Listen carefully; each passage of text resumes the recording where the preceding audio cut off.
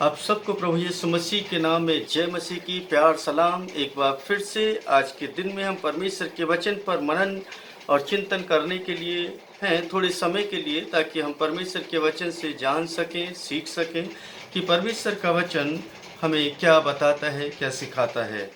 अजीजों, मैं सर्वप्रथम एक पद को पढ़ना चाहता हूँ जो कि भजन संहिता 73 में लिखा है। सचमुच इस्राएल के लिए अर्थात शुद्ध मन वालों के लिए परमेश्वर भला है।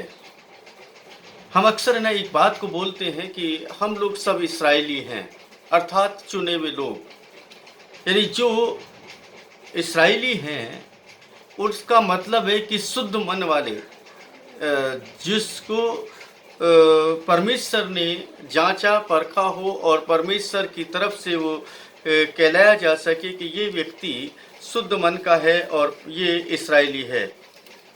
और हम अपने आप को भी इस्राएली ही समझते हैं, क्योंकि हम ऐसा मानते हैं कि बाइबल के अनुसार कि प्रभु यीशु मसीह ने कहा कि तुमने मुझे नहीं चुना, मैंने तुम्हें चुना है। तो जितने भी चुने हुए लोग हैं वो सब अपने आप को इस्राएली कहते हैं, इंक्लूडिंग मी, यानी मैं भी उसी में शामिल हूँ। लेकिन क्या वास्तव में हम लोग इस्राएली होने का अपना पूरा कर्तव्य निर्वाह कर पा रहे हैं? परमेश्वर के वचन को पढ़ करके कुछ बातों को लेकर के हम बोल तो देते हैं कि हाँ ये हैं, हम बोल देते हैं कि याजकों का समाज है, चुनी हुई प्रजा है, राज पदाधिकारी हैं। ये सब बातें हमें अच्छी तो लगती हैं और सुनने में बहुत अच्छी लगती हैं, लेकिन क्या वास्तव में जो हम बोलते हैं वो हमारे जीवन में, हमारी क्रियाओं में नज़र आता है, हमारे कर्मों में नज़र आता है? अगर नज़र आता है तो बहुत अच्छी और खुशी की बात है, अगर नहीं आता तो ये सबसे ज़्यादा विडंबना है हमारे जीवन की। अजीजों, मैं पिछले दिनों एक वचन को पढ़ रहा था, उसी वचन पर मैं आज थोड़ी सी देर चर्चा करूँगा। यहाँ पर मैं एक विशेष बात को पढ़ रहा हूँ जो कि आप लोगों ने भी बहुत बार पढ़ा होगा, सुना होगा। और अक्सर लोग क्या करते हैं कि अरे ये तो मैंने वचन पढ़ा है, सुना है, इसको क्या सुनना है। जो लोग ऐसा सोचते हैं, मैं समझता हूँ कि वो परमेश्वर की वाणी को सुनना ही नहीं चाहते, वो परमेश्वर की आवाज़ को सुनना ही नहीं चाहते, क्योंकि वो अपने आप में अधिक बुद्धिमान हो चुके हैं। जबकि परमेश्वर का वचन समुद्र की गहराइयों की भांति है, जो अथाह है, जो जिसमें से हमें हर रोज कुछ ना कुछ नया मिलता है। और जो लोग ये सोच लेते हैं कि अरे ये तो मेरा सुना हुआ है, मेरा पढ़ा हुआ है, इस पे क्या आना बात करूं, मुझे मालूम है, सब कुछ मालूम है, तो समझ लीजिए कि उसको फिर दुनिया में कुछ भी पता नहीं है। वो व्यक्ति अपने आप को भी धोखा दे रहा है, परमेश्वर को भी धोखा दे रहा है और लोगों को भी धोखा देता है। ऐसे लोग कभी भी परमेश्वर के साथ अपने जीवन का निर्वाह नहीं कर सकते। इसलिए जब भी कभी परमेश्वर के वचन को आप सुने तो न बड़ी गंभीरता से सुने, चाहे वो कोई भी प्रचारक हो, चाहे वो छोटा हो बड़ा हो, उससे मतलब नहीं होता है। वचन तो वचन है, चाहे किसी के भी माध्यम से पहुँचे। आपको उस व्यक्ति को नहीं देखना है, उस व्यक्ति की बातों को आप अनदेखा कर सकते, लेकिन परमेश्वर के वचन को अनदेखा नहीं कर सकते। यशायाह नबी की पुस्तक उसके 59 बाब में कुछ इस तरीके से लिखा है, सुनो, यहोवा का हाथ ऐसा छोटा नहीं हो गया कि उद्धार न कर सके,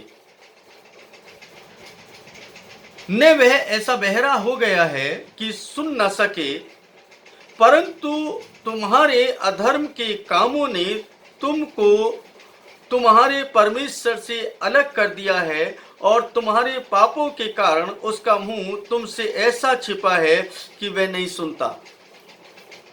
कितनी बार हम कहते हैं कि परमेश्वर ने हमारी प्रार्थना का भी उत्तर नहीं दिया, और हम लगातार बोलते रहते हैं, लगातार कहते हैं कि ना हमारे लिए प्रार्थना करिए, प्रार्थना करिए, प्रार्थना करिए और परमेश्वर भला करेगा। परमेश्वर, यानी जो कुछ कहते हैं वो होठों से होता है, मन से और आत्मा से कहीं नहीं होता है। जब तक मन और आत्मा से आप परमेश्वर को प्रसन्न नहीं करेंगे, तब तक वो हमारी नहीं सुनेगा। लेकिन इस बात को ध्यान में रखते हुए आप इन बातों का मनन और चिंतन करें कि यहोवा परमेश्वर कहता है, सुनो, यहोवा का हाथ ऐसा छोटा नहीं हो गया है कि उद्धार ना कर सके, वो हमारा छुटकारा ना कर सके। ऐसा नहीं है कि वो हमारा छुटकारा नहीं कर सकता, वो हमें छुटकारा नहीं दे सकता, ऐसा हो नहीं सकता। वह ऐसा बहरा भी नहीं है कि वो सुन ना सके, ना ही वो बहरा है जो सुन ना सके। ना तो उसका हाथ छोटा है, ना वो बहरा है। आकाश उसका सिंहासन है और पृथ्वी उसके चरणों की चौकी है। आप सोचें, विचार करें कि वो परमेश्वर कितना बड़ा होगा। मानो वो चौकी पर विराजमान है, इस पृथ्वी पर उसकी चौकी लगी है और आकाश में उसका सिंहासन लगा है, यानी कि उसके चरणों की जो चौकी है वो पृथ्वी है। मानो इस तरीके से हम इसको देख सकते हैं कि जब आप किसी भी कुर्सी पर या किसी भी अच्छे सिंहासन पर बैठे, तो बैठने के बाद अपने पैरों को आप झुक करके आराम से छू सकते हैं। तो इसका मतलब है कि जब आप छू सकते हैं तो परमेश्वर भी आपको छू सकता है। आप जब सुन सकते हैं तो परमेश्वर भी आपकी आवाज को सुन सकता है, क्योंकि आप बहरे नहीं हैं, मैं बहरा नहीं हूं। इस दुनिया के अंदर परमेश्वर ने हमें कान दिए, श्रवण शक्ति दी है ताकि हम सुन सकें। तो हम परमेश्वर को किस तरीके से देखते हैं, किस तरीके से जांचते और परखते हैं। लेकिन बाइबल कहती है कि यहाँ पर वो उसका दूसरा पद कहता है कि तुम्हारे अधर्म के कामों ने तुमको तुम्हारे परमेश्वर से अलग कर दिया और तुम्हारे पापों के कारण उसका मुंह ऐसा छिपा है कि वह नहीं सुनता। रात दिन और प्रार्थना करते रहते हैं हम लोग, रात दिन एक ही बात के लिए लगे रहते हैं। बाइबल कहती है कि परमेश्वर से जब हम पुकारते हैं उसी वक्त उसी घड़ी है वो सुन लेता है, और फिर भी हमारी प्रार्थना का उत्तर नहीं मिलता। इसका मतलब क्या है कि कहीं ना कहीं कुछ ना कुछ तो गड़बड़ चल रही है, कुछ ना कुछ तो गलत है, जिसके कारण वो हमारी प्रार्थनाओं का उत्तर नहीं आ रहा है, वो हमारी प्रार्थनाओं का उत्तर नहीं मिल पा रहा है। इसका मतलब है कि कुछ ना कुछ है, या तो हम अधर्म के कामों में फंस गए हैं, या हमारा जो पाप है वो है ना अधिक बढ़ता जा रहा है। कोई भी मनुष्य ये कहे कि मैं अधर्म नहीं करता, कोई भी मनुष्य ये कहे कि मैं पाप नहीं करता, वो सबसे बड़ा झूठ बोलता है, चाहे मैं हूं या आप हैं।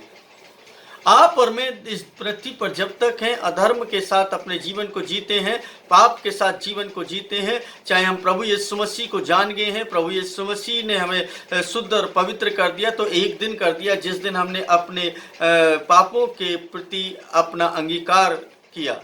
उस दिन ना उसने हमें पुराने पापों से छुटकारा दिया, लेकिन आगे के पापों को जब हम करते हैं तो उसके लिए भी हमें पश्चाताप की ज़रूरत है, उसके लिए भी हमें छुटकारे की ज़रूरत है। लेकिन हम सोचते हैं कि शायद हम तो कोई गलत काम करते ही नहीं, लेकिन हर व्यक्ति जो है इस दुनिया के अंदर गलत रास्ते पर है और गलत तरीके से अपने जीवन को जीने का प्रयास कर रहा है, और वो सोचता है कि शायद मैं बहुत अच्छे से अपने जीवन को चला रहा हूँ, दुआ कर रहा हूँ, प्रार्थना कर रहा हूँ, ये काफ़ी है। तो होठों से है, मन से नहीं है, कर्मों से नहीं है, विचारों से नहीं है। अगर ऐसा नहीं है तो जाहिर सी बात है कि उसका हाथ आपके लिए छोटा है, उसके वो सुन नहीं रहा है आपकी, उसका हाथ भी छोटा नजर आएगा और वो आपकी सुन भी नहीं रहा है। क्योंकि तुम्हारे हाथ हत्या से और तुम्हारी अंगुलियां अधर्म के कामों से अपवित्र हो गई हैं। तुम्हारे मुंह से तो झूठ और तुम्हारी जीभ से कुटिल बातें निकलती हैं।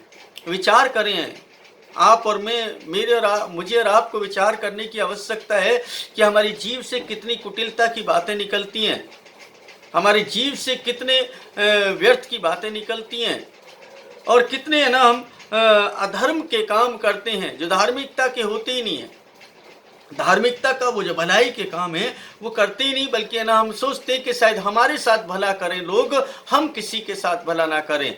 तो जब है ना आप अपने लिए इस तरीके की विचारधारा रखेंगे तो दूसरे लोग भी इसी तरीके की विचारधारा रखेंगे, क्योंकि बाइबल कहती है कि मनुष्य जो बोता है वही काटता है। जब आप अपने भले के लिए सोचते हैं तो जाहिर सी बात है कि दूसरा व्यक्ति भी जिसके संपर्क में आप आते हैं वो व्यक्ति अपने ही भले के बारे में सोचेगा, आपके भले के बारे में नहीं सोचेगा। जब आप दूसरे के भले के बारे में सोचते हैं, जब दूसरे के साथ धार्मिकता के साथ व्यवहार करते हैं, तब वो व्यक्ति करे या ना करे, लेकिन परमेश्वर आपके लिए ऐसे लोगों को खड़ा कर देगा जो आपके लिए ना कार्य कर सकें। इसलिए परमेश्वर के वचन को बड़ी गंभीरता से ले। मैं इस वचन को पढ़ रहा था तो ना मुझे लगा कि मैं आज इस पर चर्चा करूं, और बहुत ही लंबा समय नहीं लेता। मैं, आपको पता है कि बहुत 15 से 20 मिनट है ना मैं आप लोगों से चर्चा करता हूं, मैक्सिमम आधा घंटा, इससे ज़्यादा नहीं। और ये इसलिए है कि आप इन बातों को समझें कि परमेश्वर का वचन कहता क्या है। परमेश्वर का वचन खाली विश्वास की बात नहीं कर रहा है, परमेश्वर का वचन आशीष की बात नहीं कर रहा है, परमेश्वर का वचन चंगाई की बातें नहीं कर रहा है, परमेश्वर का वचन दुष्ट आत्मा को निकालने की बातें नहीं कर रहा है, बल्कि आपके जीवन को बदलने की बात कर रहा है, आपके व्यक्तित्व को बदलने की बात करता है, आपके तमाम जीवन की क्रियाओं को बदलने की बातचीत करता है। लेकिन हम घूम फिर करके केवल 3-4 चीजों पर अटक गए हैं, और जिससे कि हमारी जो धार्मिकता है वो कहीं खो गई है, अधार्मिकता हमारे जीवन के अंदर आ गई है, और विश्वास जो है वो हमारा अविश्वास में बदलता चला जा रहा है। हम विश्वास कर रहे हैं मुंह से, लेकिन हृदय से नहीं कर पाते। हृदय के अंदर विचार उत्पन्न होते रहते हैं, अन्य अन्य विचार उत्पन्न होते हैं, चिंता है, क्लेश है, दुख है, पीड़ा है। ये सब है ना क्यों है? क्योंकि प्रभु का वो जो सामर्थ्य है वो हमारे अंदर नहीं है। पवित्र आत्मा हम जिसकी चर्चा करते हैं वो परमेश्वर है।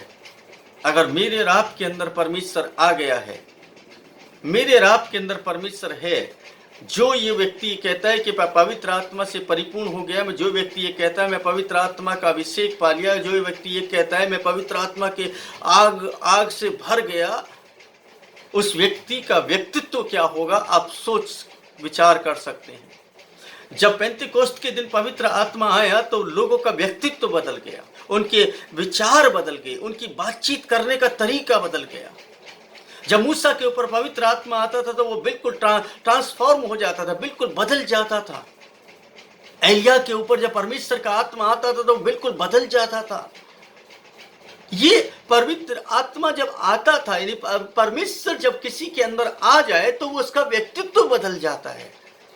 लेकिन आज कैसे पवित्र आत्मा आ रहा है मुझे नहीं मालूम है।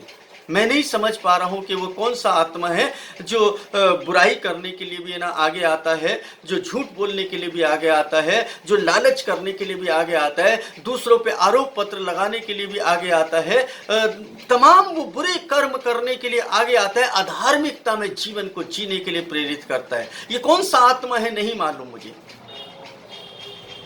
मैं अपने जीवन को कोशिश करता हूं कि किसी तरीके से परमेश्वर के साथ चला पाऊं। मैं पूरी रीति से नहीं चल पाता हूं। अगर मैं ये कह दूं कि मैं पूरी रीति से चल रहा हूं तो मैं शायद मुझसे बड़ा झूठा इस पृथ्वी पर कोई नहीं होगा। मैं अपने आप को इस तरीके से समझता हूँ कि मैं गलतियों का पुतला हूँ, रोजाना गलतियाँ होती हैं, रोजाना क्षमा मांगता हूँ, रोजाना प्रभु मुझे क्षमा करता है। और जब मैं प्रार्थना के लिए जाता हूँ तो पहले मैं तमाम बुरे विचारों को, बुरे ख्यालों को, बुरे जो सोच है उसको अलग करके परमेश्वर के समीप जाता हूँ और अपने पापों की क्षमा, अपने अधर्म की क्षमा मांग करके तब परमेश्वर के सामने मैं अपने आप को टिकाता हूँ। और मैं जरूरत नहीं कि ना मैं बहुत लंबी प्रार्थना करूं, कभी कभी बहुत छोटी प्रार्थना भी करता हूं, एक दो लाइन की भी प्रार्थना करता हूं, क्योंकि परमेश्वर सुनने वाला परमेश्वर है। हम उस बात को है ना बहुत सारी बातों को लेकर के उसे मसाला लगा करके बोले तो भी कोई फर्क नहीं पड़ता, और अगर हम ऐसे ही बोल दें तो भी कोई फर्क नहीं पड़ता, क्योंकि परमेश्वर हमारे मन के विचारों को जानता है। सोजी जो इसका चौथा पद कहता है, कोई धर्म के साथ नालिश नहीं करता, न कोई सच्चाई से मुकदमा लड़ता है। वे मिथ्या पर भरोसा रखते और झूठ बातें बकते हैं। उसको मानो उत्पात का गर्भ रहता है और वे अनर्थ को जन्म देते हैं। उत्पात का गर्भ, जैसे एक स्त्री गर्भवती होती है, ठीक उसी तरीके से बुराई करने के लिए यानी कि झगड़ा उत्पन्न करने के लिए मनुष्य एक गर्भ धारण करता है और वो अनर्थ बातों को जन्म देता है, व्यर्थ की बातों को जन्म देता है। सबसे पहला युद्ध जो हम लड़ रहे हैं वो किसी दुनिया से नहीं लड़ते, परमेश्वर से ही हमारा युद्ध हो जाता है, क्योंकि परमेश्वर के खिलाफ होना ही युद्ध है। जब परमेश्वर की विचारधारा से आप अलग होते हैं तो मानो आप उसके विरोध में खड़े हो गए। जो उसने कहा कि तुम धर्म के काम करो, हम अधर्म के काम करते हैं। उसने कहा कि तुम सच बोलो, हम झूठ बोलते हैं। उसने कहा तुम बुराई मत करो, हम बुराई करते हैं। उसने कहा तुम गुस्सा मत करो, वो हम गुस्सा करते हैं। उसने कहा तमाम है ना व्यर्थ की विचारों को अलग निकाल करके फेंक दो, लेकिन हम उनको संजो करके रख लेते हैं। ये सब बातें हमें परमेश्वर के वचन से सीखने के लिए मिलती हैं। तो हम किस पर? झूठ पर और झूठी बातों पर भरोसा रखते हैं और झूठी बातें बकते फिरते हैं। बाइबल कहती है बकते फिरते हैं। कुछ है या नहीं है? एक से एक बड़े है ना सेवक आज मैं इस समय में देख रहा हूँ फेसबुक और यूट्यूब पर भी बहुत सारे लोग आ गए हैं और बहुत सारे ना लोग है ना अपने अपने तरीके से कार्य कर रहे हैं। तो इसमें कोई बड़ी बात नहीं है, क्योंकि अंत के समय में ये सब कुछ होना भी है। लोग परमेश्वर की शक्ति की बातें तो करते हैं लेकिन उसकी शक्ति को कभी मानते नहीं है। उसके लोगों ने ऐसा लग रहा है जैसे मानो कि अपने आप का प्रमोशन करना शुरू कर दिया हो कि मैं जो कर रहा हूं वो ही सही है। अजीजों, मैं कभी भी कोई भी बात कभी भी आज तक मैंने अपने जीवन के इन वर्षों में, जो भी पिछले वर्षों में मैंने सेवा की है, एक लंबा समय जो जवानी से लेकर के अभी तक है ना मैंने जो सेवा की है, उसमें कभी भी मैंने अपने आप को आगे रखने की कोशिश नहीं की। और अजी जो मैं आपको बता दूं कि ये जो मैं YouTube से आपसे बात कर रहा हूँ, ये भी है ना मुझे सालों पहले है ना बहुत सारे लोगों ने बोला, लेकिन मुझे कभी भी नहीं लगा कि मुझे ऐसा करना चाहिए। लेकिन लास्ट ईयर जब है ना लॉकडाउन लगा तो एक मजबूरी बन गई कि किसी न किसी माध्यम से उन लोगों से तो जुड़ सकूं जो लोग है ना वास्तव में है ना परमेश्वर के वचन को सुनना चाहते हैं, परमेश्वर के वचन पर चिंतन और मनन करना चाहते हैं और कुछ उन बातों को ग्रहण करना चाहते हैं जो वास्तव में परमेश्वर की तरफ से हमारे लिए भली, उचित और उत्तम है। और इसीलिए मैं है ना इस YouTube के माध्यम से आपसे जुड़ना शुरू किया। अन्यथा मैंने कभी भी नहीं सोचा। बहुत सारे माध्यम है ना थे मेरे पास में, हर तरीके की सुविधाएं मेरे पास में थी, लेकिन कभी जुड़ने की कोशिश नहीं की, क्योंकि प्रमोट करने का कभी वही नहीं लगा।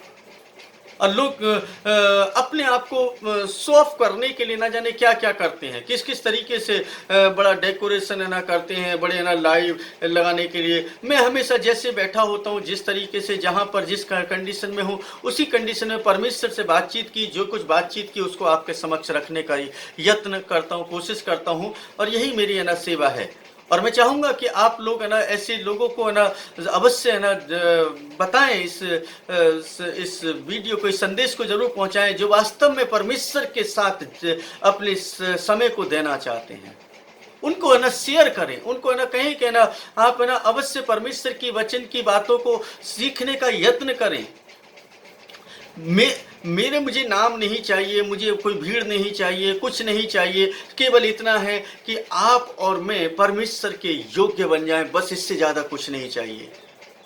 क्योंकि जीवन के इस 37 वर्ष की सेवा में मैंने कभी भी ना इस बात को नहीं चाहा कि मुझे कोई क्रेडिट मिले, मुझे कोई क्रेडिट नहीं चाहिए, लेकिन ऐसे लोग तो तैयार हो जाएं। मैं समझता हूँ कि अगर मान लीजिए एक जन भी है ना एक संदेश के द्वारा ना किसी भी माध्यम से परमेश्वर के करीब आ जाए तो मेरी सेवा पूरी हो जाती है। भीड़ की जरूरत नहीं है, इसलिए परमेश्वर के वचन। इसका 9वें पद में को और देखेंगे, हम सिर्फ ना ज़्यादा चर्चा नहीं करेंगे, आगे हम बातचीत करेंगे। इस कारण न्याय हमसे दूर है और धर्म हमारे समीप ही नहीं आता। न्याय जो है वो हमसे दूर है, क्योंकि ये सब बातें हम उसकी सुनते नहीं, उसकी इच्छा के अनुसार नहीं चलते, तो इसलिए न्याय जो है वो हमसे दूर है। और धर्म जो है वो हमारे समीप ही नहीं आता। हम उजियाले की बाट तो जो होते हैं, उजियाले की बाट तो जो होते हैं, परंतु देखो अंधियारा ही बना रहता है। हम प्रकाश की आशा तो लगाए रहते हैं, परंतु अंधकार ही में चलते हैं। कितनी महत्वपूर्ण बात है, इसको समझें कि हम उजियाले की बाट जो होती है लेकिन अंधियारे में चलते हैं। आप अपने जीवन के अंदर यही तो सोचते हैं कि किसी भी तरीके से मेरे लिए ना अंधियारा दूर हो जाए और उजियाला मेरे लिए निकल आए, लेकिन नहीं निकलता। कारण केवल इतना है कि हमने परमेश्वर को उस तरीके से नहीं देखा है जिस तरीके से परमेश्वर है। आज के इस चकाचौंध भरी जिंदगी में परमेश्वर को भी हमने बिल्कुल मॉडर्न कर दिया है। परमेश्वर कल भी वही था, आज भी वही है। जैसे वो कल कार्य करता था ऐसे आज भी कार्य करता है। वो युगानुयुग एक जैसा है, वो कभी बदलेगा नहीं। उसने जैसा ना विचार कर रखा है वैसे ही वो विचार करता है। हम बदल जाते हैं, हमारी जो दुनिया की टेक्नोलॉजी ये बदल रही है, हमारी सोच बदल रही है, हमारे विचार बदल रहे हैं, हमारे खाने का तरीका बदल रहा है, हमारे पहनने का तरीका बदल रहा है, हमारे रहने का तरीका बदल रहा है, सब कुछ बदल रहा है। लेकिन क्या हम ये भी समझ लें कि परमेश्वर भी ऐसे ही बदल रहा है? नहीं, परमेश्वर नहीं बदलता। परमेश्वर जैसा है वैसा ही रहेगा। क्योंकि अगर इब्रानियों 13 को पढ़ते हैं हम वहां पर, तो वहां पर क्या लिखा है? यीशु कल आज और युगानुयुग एक सा है। वो हमेशा एक जैसा रहता है। मनुष्य बदलता है, मनुष्य के विचार बदलते हैं, मनुष्य की सोच बदलती है, मनुष्य की क्रियाएं करने का तरीका बदलता है, उसके रहन सहन का तरीका बदलता है। अगर कुछ समृद्धि आ जाए तो एकदम से बदल जाता है। वो उसके पास में सोचता है कि अब तो मैं ही हूं बस, और परमेश्वर ने ना मुझे इतना दिया है, और वो परमेश्वर को भूल करके अपना गुणगान करने लगता है। जब तक आप इस तरीके से गुणगान करने लगेंगे तब तक आप परमेश्वर के अनुग्रह से दूर रहेंगे। उजियाले की तो आशा करेंगे लेकिन उजियाला आपसे दूर होगा। अजीजों, जीवन जीना इतना आसान भी नहीं है जितना लोग समझते हैं। जीवन में बहुत सारी कठिनाइयां हैं। बाइबिल हर एक सब्जेक्ट पर बताती है, हर सब्जेक्ट के बारे में बताती है। आपको कैसे खाना चाहिए, कैसे पहनना चाहिए, कैसे आपको जीविका कमानी चाहिए, किस तरीके से आपको जीविका कमाने के बाद उसको संजो करके रखना चाहिए, किस तरीके से जब आपके पास समृद्धि आ जाए तो समृद्धि में कैसे बने रह करके आपको परमेश्वर की आराधना स्तुति करनी चाहिए। सब बातों पर परमेश्वर का वचन सिखाता समझाता है। केवल हम एक ही बात को पढ़ रहे हैं बाइबल से, और वो क्या है? विश्वास करो, विश्वास करो। विश्वास तो आप करते हैं तभी तो आप परमेश्वर के वचन को पढ़ते हैं। विश्वास तो आप करते हैं तभी तो आप दुआ प्रार्थना में लगे रहते हैं। लेकिन कर्म कब करेंगे? कर्म जो हमें करने के लिए दिया है, हम न्याय के काम कब करेंगे? मिथ्यापूर्ण बातों से कब छुटकारा पाएंगे, यानी कि व्यर्थ की बातों से कब छुटकारा पाएंगे?